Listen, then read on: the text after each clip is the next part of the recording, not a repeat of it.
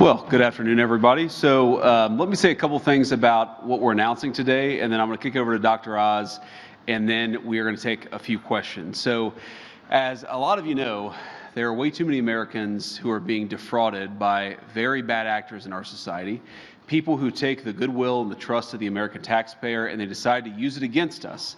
They decide to make themselves rich instead of allowing these programs that are set up to make it easier for people to take care of their families, to make it easier for autistic kids to get the after-school services they need, to make it easier for people to get the health care that they need. And we are going to start very aggressively in the administration cracking down on the people and the organizations that are defrauding Americans. So we're announcing today that we have decided to temporarily halt certain amounts of Medicaid funding that are going to the state of Minnesota in order to ensure that the state of Minnesota takes its obligations seriously to be good stewards of the American people's tax money. Now, what is this going to mean? What this means is that, first of all, the providers on the ground in Minnesota have actually already been paid. The state has paid those providers the money. What we're doing is we are stopping the federal payments that will go to the state government until the state government takes its obligations seriously to stop the fraud that's being perpetrated against the American taxpayer. There are a few different ways that we're doing that. There are a few different affirmative actions that we're taking today. Dr. Oz is going to talk about those, but let me talk a little bit about the spirit of this and why we're doing it.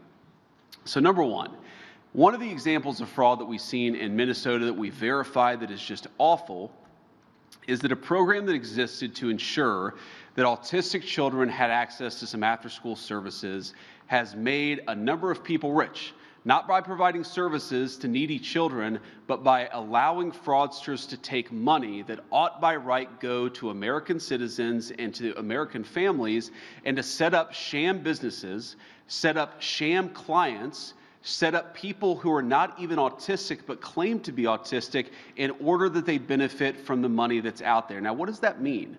Number one, it means that a lot of people are getting rich off the generosity of American taxpayers, but more fundamentally and more importantly than that, it means that there are kids in Minnesota who deserve these services, who need these services, and they're not going to those kids, they're going to fraudsters in Minneapolis. That is unacceptable, and that's the sort of thing that we're cutting off with this action today.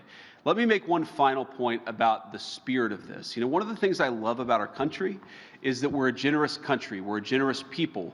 We take care of our fellow citizens who can't afford medical care because they're down on their luck. We take care of people who can't afford to put food on the table even though they work hard and play by the rules. We recognize that we're all in this together, and part of the reason why we have Medicaid, or part of the reason why we have food stamps, part of the reason why we have these programs is we want to make sure that kids who grow up in families not all that different from the family that I grew up in, that they have access to the basic necessities: food, medical care, after-school services when their family needs them but they're unable to pay.